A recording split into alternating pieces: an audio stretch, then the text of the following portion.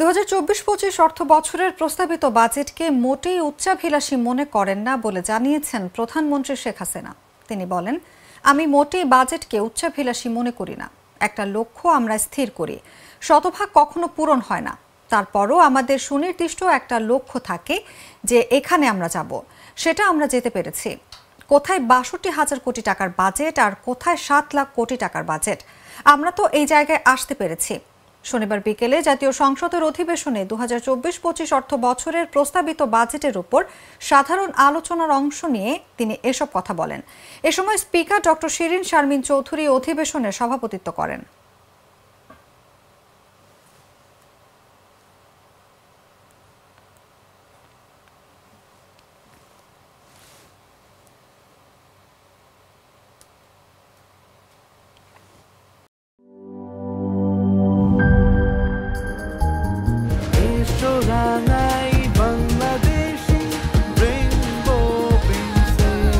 Rainbow Paints, ছড়াও জীবনের রং।